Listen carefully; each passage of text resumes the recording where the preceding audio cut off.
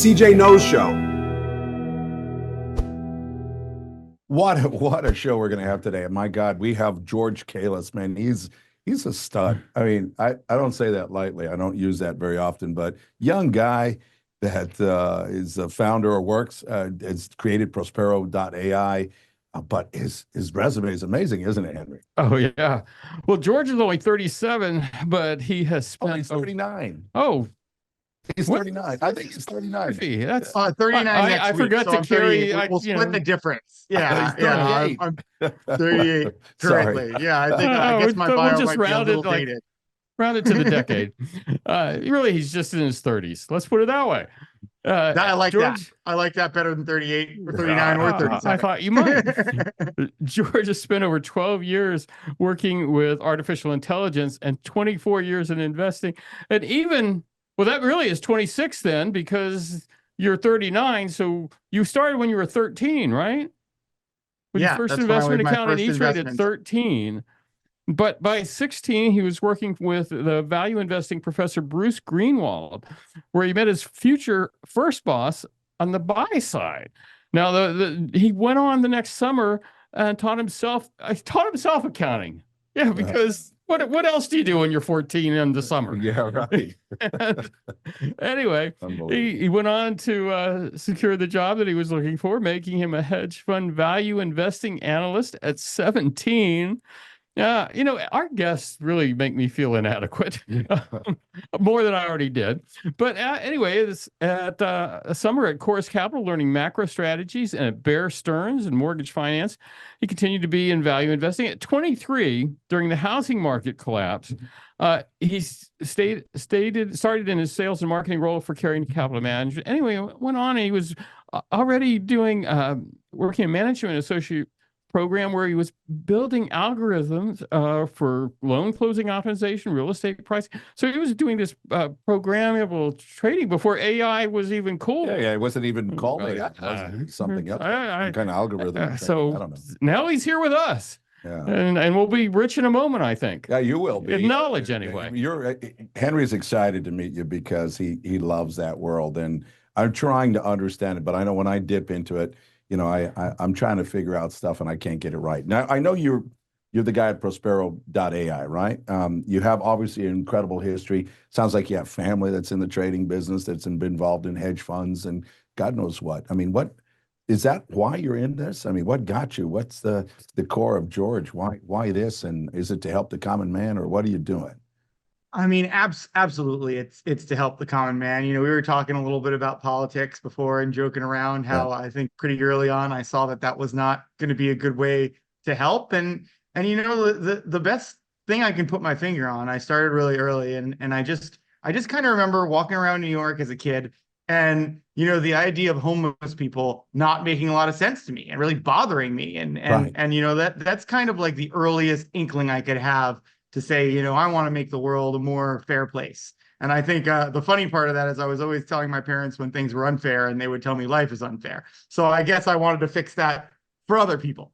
But that's what got me started really early. I think even in, you alluded to me starting when I was 13, wanting to learn the market, seeing the markets as the best vehicle to, create more fairness.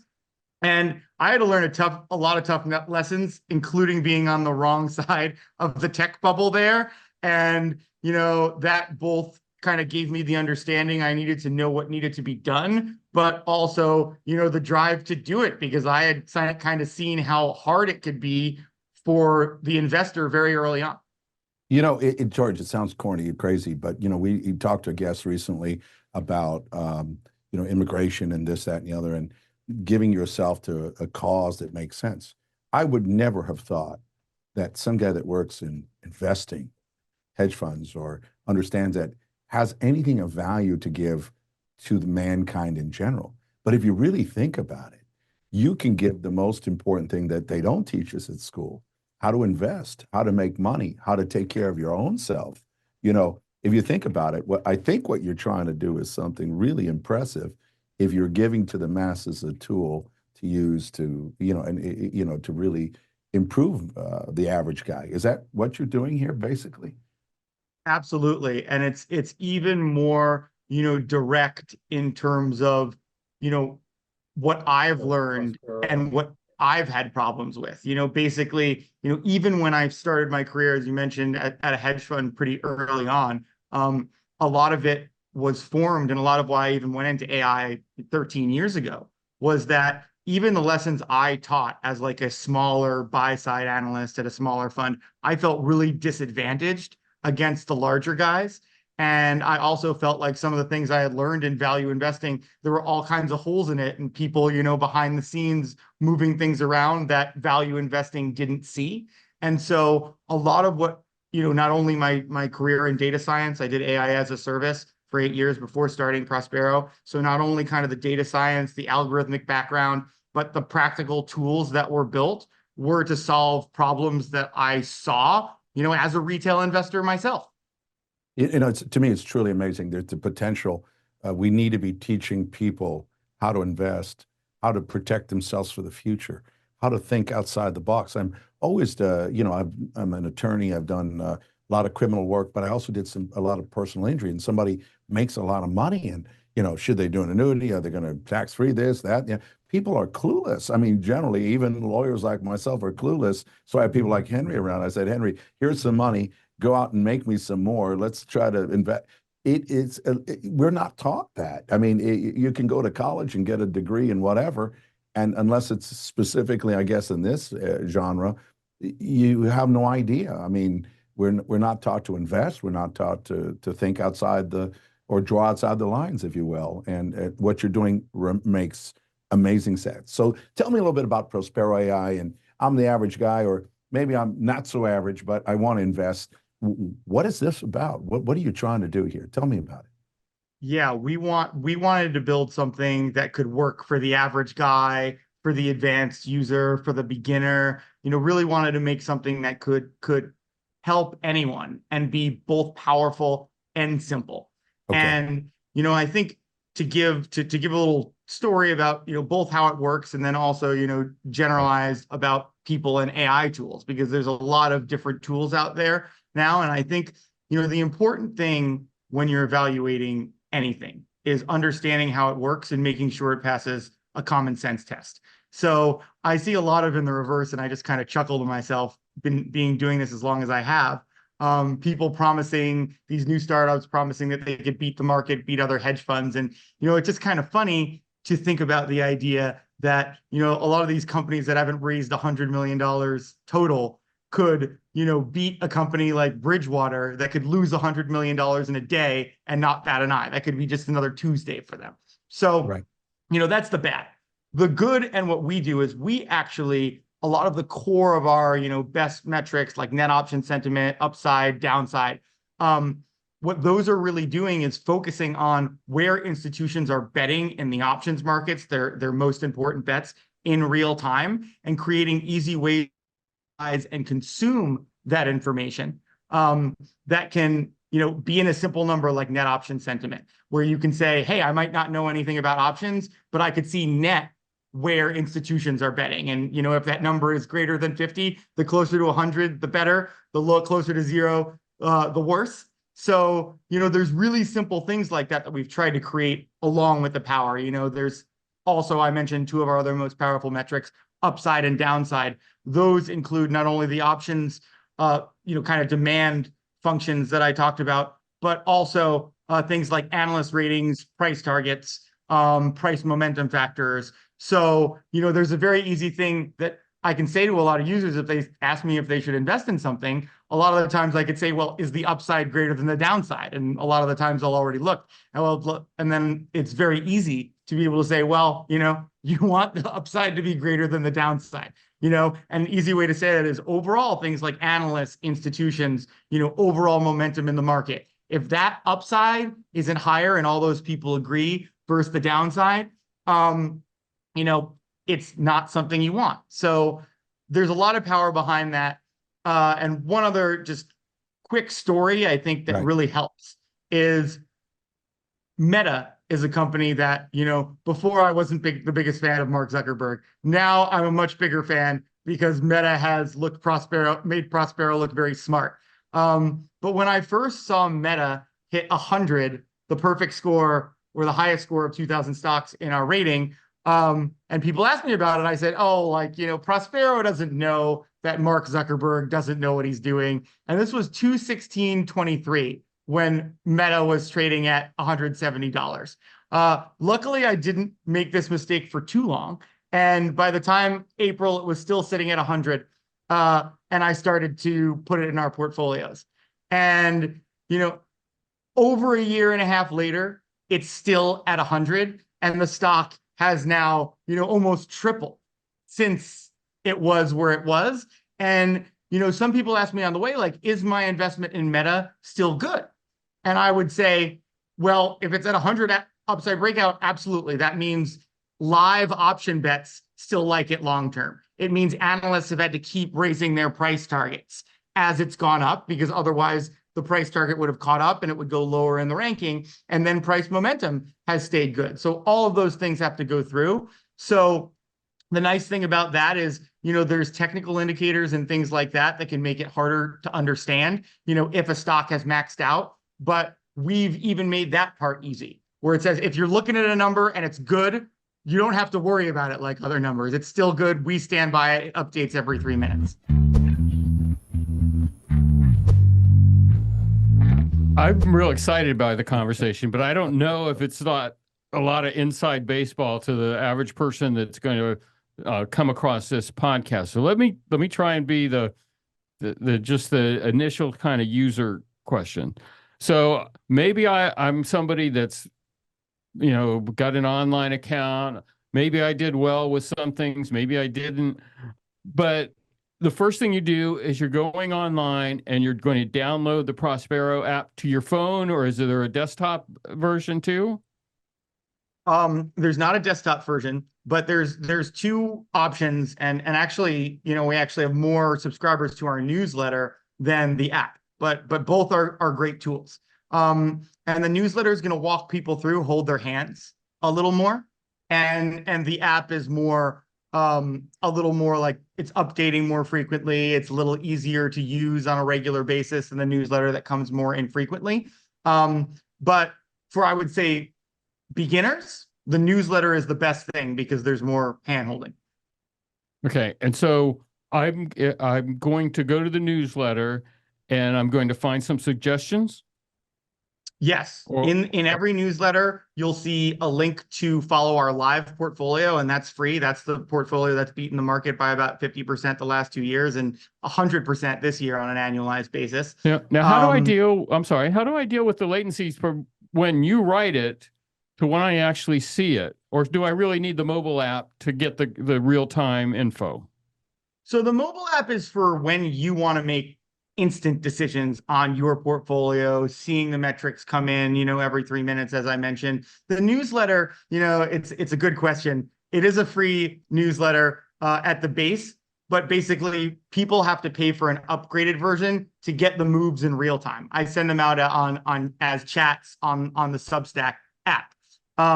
So you're going to be a little behind if you're just using the free version. But there is a way to see the moves in real time as we make them.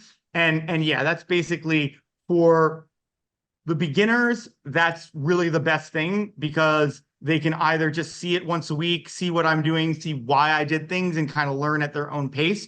Or if they want to step up a little higher, they can get everything in real time. And how do you account for your individual users' risk tolerance? So that is actually a great question and a big reason why we've built Prospero the way we have, right? It's supposed to be a blank slate in the app, right? We're not telling you to invest in anything that you don't already invest in. That's why we split it up into like long and short-term picks, bull and bear. And obviously, if you're comfortable in short-term investments, you're going to be a more advanced user, and long-term, it's a little easier, harder to make errors with what we're suggesting. But one of the things that we do is we actually have an investing letter and a trading letter. So on the riskier plays with larger portfolios, we actually set that out into a completely different letter. But in terms of the app, one of the things that we don't do is we don't put buy recommendations or anything like that. We have like a daily screener that kind of highlights some other stocks. But the idea is that it's a blank canvas. You need to be able to make decisions on your own, and we're not going to tell you to make decisions or tell you what to do. We're just going to lay it all out there, lay out the signals for you, provide some tips on how to use the signals, and hopefully teach you how to fish, because that's much more important than telling you what stocks to buy. Yeah, that's fascinating. It sounds like a program that makes sense. I mean, I know when I dip into it and I try to do stuff, I always screw it up because you know, all of us work. We have a full-time job. We were just talking about it here in the studio. You know, Moyo here was our producer, one of the producers. Who has time for that? You know, we're living our lives, and then, I mean, you probably day and night are thinking about this since you were a child. I don't know, but you need a process where you can learn quickly. You can be advised of different things, and then so you can make the right decision. So it's still incumbent on the person to make the right decision, the amount to invest and how to do with that and so forth and so on, right? I mean, it's just a tool to use to get you where you need to get to, right? Yes. Someday it will be more. Someday we will be in wealth management products.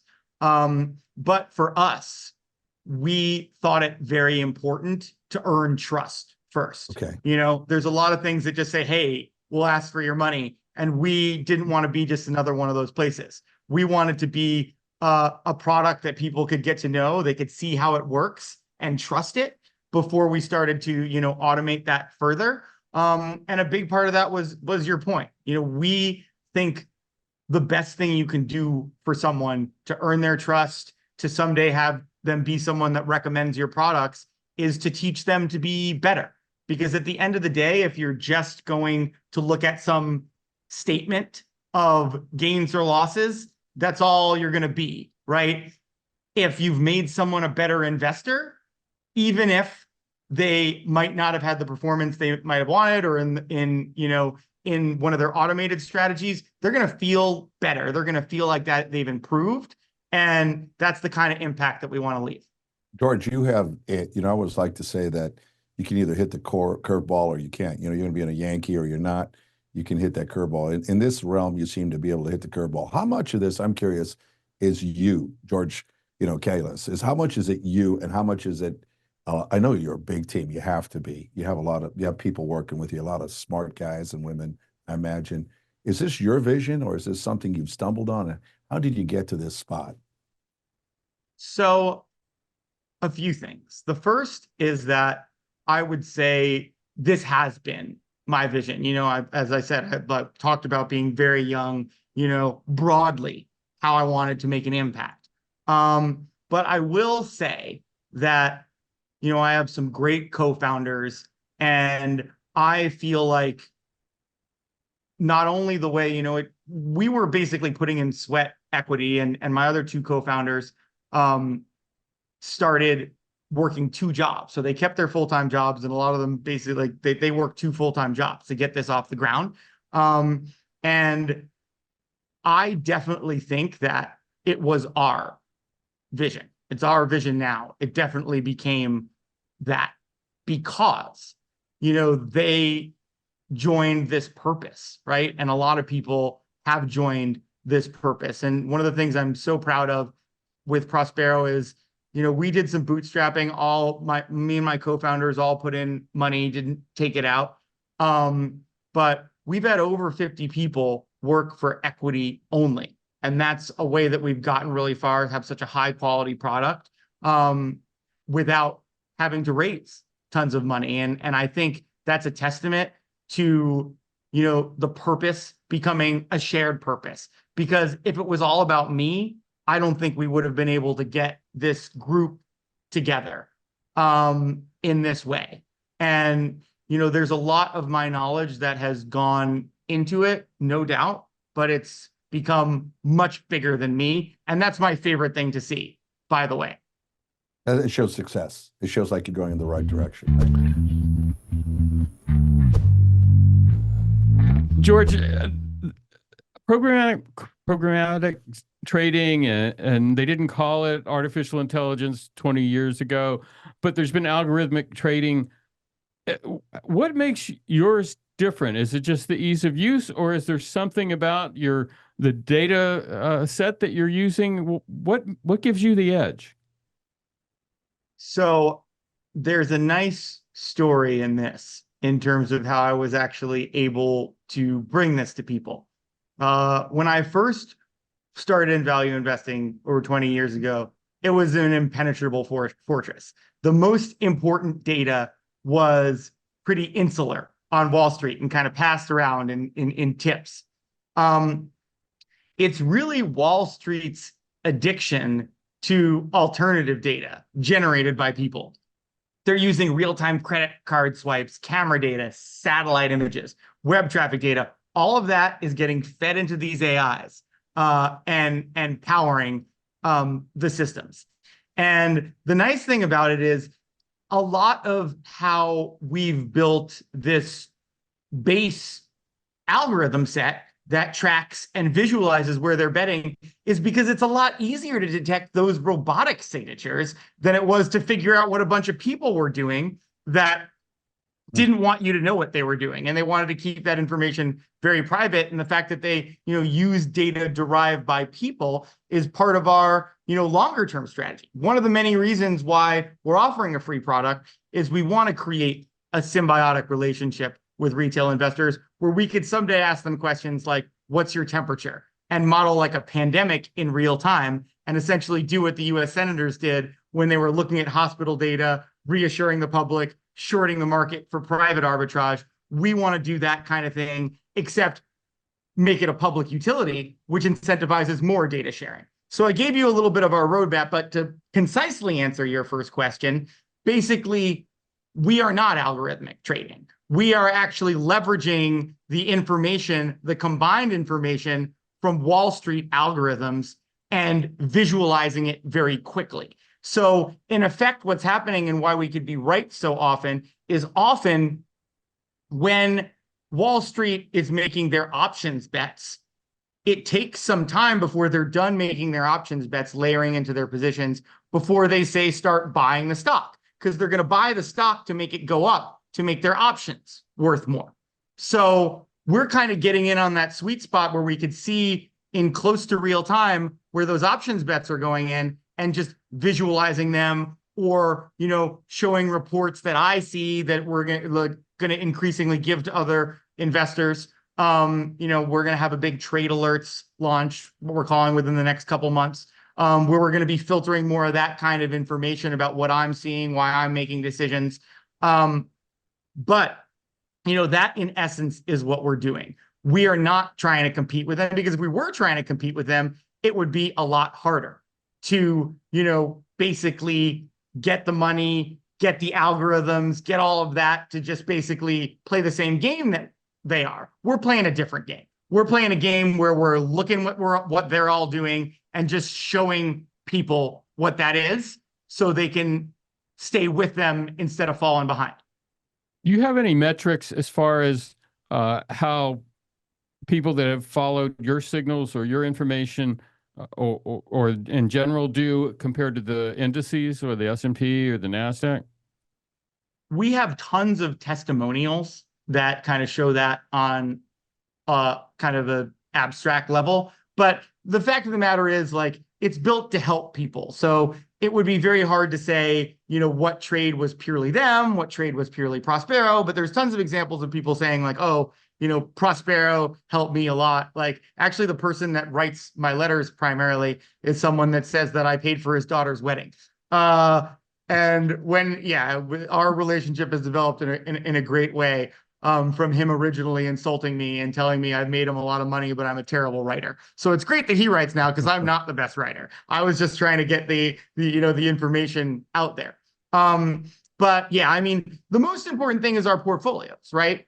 We are showing the recommendations that we're making and letting everybody see that. We have a trading portfolio and an investing portfolio, and we track that very well. And anyone that followed that would have those returns. So that's kind of the best register that we're providing value. And it's for anyone to see, very easy to audit.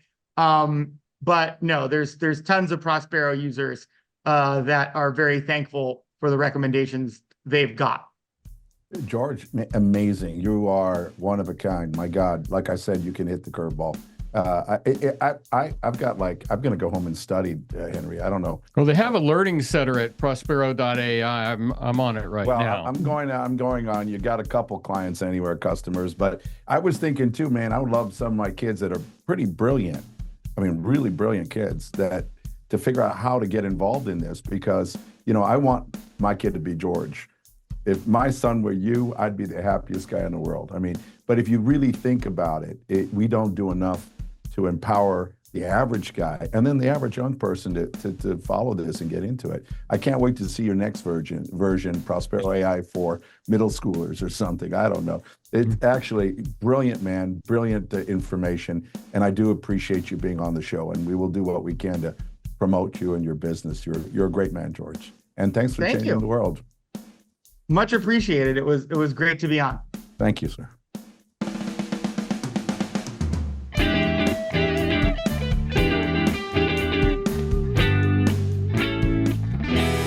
The CJ Knows Show.